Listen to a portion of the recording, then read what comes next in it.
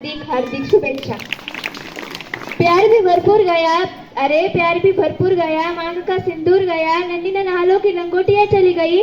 अरे आपके लिए एक आदमी मरा है साहब, मेरे घर की तो रोटियां ही चली गई, मेरे घर की तो रोटियां ही चली गई। हम अपने जान के दुश्मन को अपनी जान कहते हैं, अरे हम अपनी जान के दुश्मन को अपनी जान कहते हैं। मोहब्बत की सी मिट्टी को हिंदुस्तान कहते हैं, जो दुनिया में सुनाई दे उसे कहते हैं खामोशी, अरे जो आंखों में दिखाई दे उसे तूफान कहते हैं, उसे तूफान कहते हैं।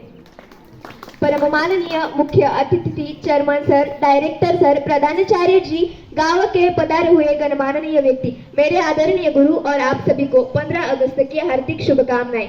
मैं आज देश प्रेम और राष्ट्र निर्माण के उपलक्ष्य में अपने विचार आप सभी के सामने सादर करना चाहूंगी। आजादी, आजादी का असली मतलब वही समझ सकता है, अरे आजादी, आजादी का असली मतलब वही समझ सकता है जिसने कभी गुलामी सही हो। हम सौभाग्यशाली है कि हमने स्वतंत्र भारत में जन्म लिया, अरे हमने स्वतंत्र भारत में जन्म लिया।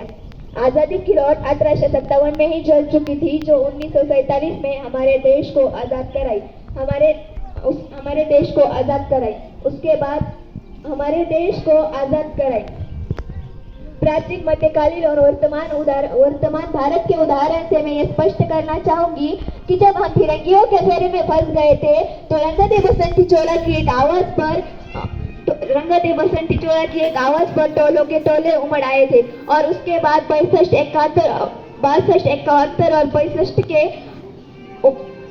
65 के उदाहरण से मैं स्पष्ट करना चाहूंगी, जब हमारे देश में आजादी की लौट आई थी, उसके बाद 62, 71 के युद्धों में अपना सुहाग गवा देने वाली औरत, जब घर के हालात यूं हुआ करते तो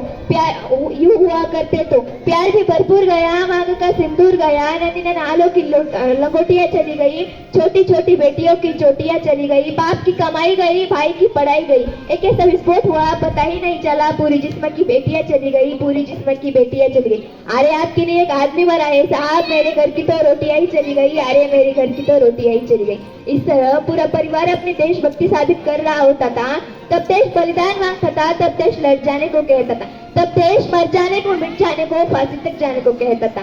ताकि तू आज देश लड़ जाने को नहीं कहता, मर जाने को, मिट जाने को, फांसी तक जाने को नहीं कहता, बल्कि मेरे विचारों में यदि कोई व्यक्ति अपना काम पूरी लगन और पूरी ईमानदारी से करे तो वही सबसे बड़ा देशभक्त है। मैं नहीं मानती फेसबुक, व्हाट्सएप, इंस्टाग्राम के डीपी को 3 रंगों में रखना ही देशभक्ति है।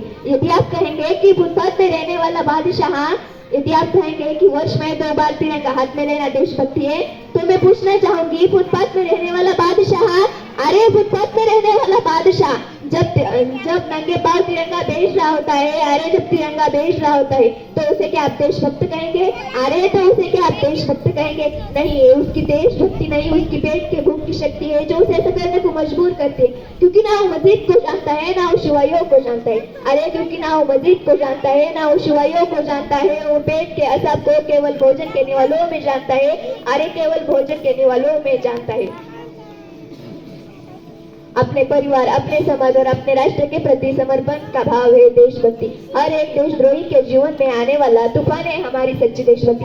अरे हर एक देशद्रोही के जीवन में आने वाला तूफान है हमारी देशभक्ति, ताकि हर एक देशद्रोही ये समझ सके, अगर तू परिंदा है तो ये आसमान तेरा है, अरे अगर तू परिंदा है तो ये आसमान तेरा है, अगर तू दरिंदा है तो ये शमशान तेरी है। भाईचारे से रहना है इस जमीन पर, वरना ये जमीन भी तेरी, वरना ये कब्र भी तेरी है और एक कब्रिस्तान भी तेरी है, अरे वरना ये कब्र भी तेरी है और कब्रिस्तान भी तेरा है।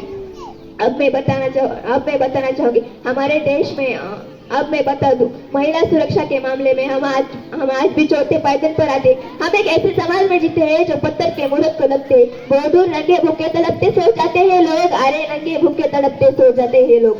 यही सच्ची देशभक्ति और यही सच्चा राष्ट्र प्रेम है।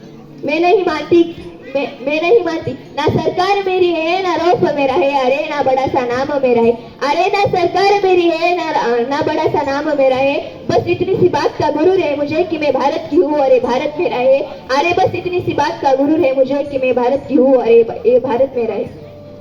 परंतु हमारे समाज में एक बीमारी मुझर नजर आती है। कहा जाता है हम सबसे बड़े लोकतंत्र है, चाहे हिंदू पैदा होते हैं और साथ ही मुस्लिम ईसाई भी पैदा होते, परंतु बदकिस्मती से आज इंसान पैदा पैदा नहीं होते अरे, परंतु बदकिस्मती से आज इंसान पैदा नहीं होते। मेरे विचारों में ना हिंदुओं की जरूरत है ना मुस्लिमों की जरूरत है। अरे मेरे विचारों में ना हिंदुओं की जरूरत है ना मुस्लिमों की जरूरत है। राष्ट्र निर्माण के लिए केवल एक सच्चे इंसान की जरूरत है। अरे केवल एक सच्चे इंसान की जरूरत है।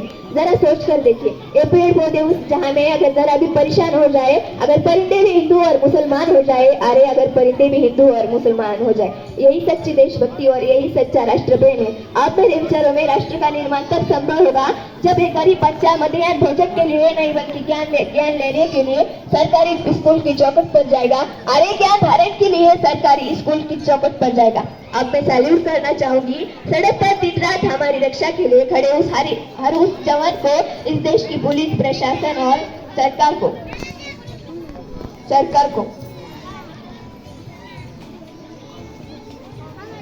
को हमारी रक्षा के लिए दिन रात खड़े हर उस इंसान को जो हमारी रक्षा के लिए खड़े हैं, हर उस